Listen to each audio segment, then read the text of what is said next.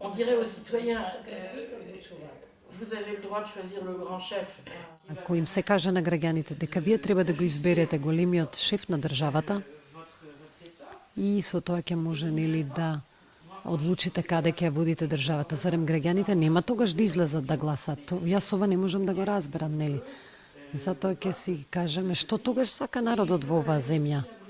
И сака потоа да стигне во Брисел без шеф на државата? Сака да отворат нова политичка криза?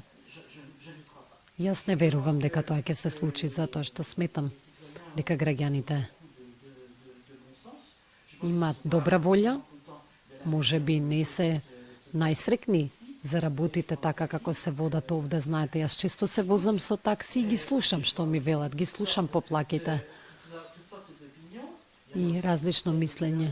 Има други пак кои што многу ја поддржуваат владата и кои што велат дека реформите, иако може би не се совршени, ќе треба да се продлабочат за да се овозможи почеток на преговори. Има други кои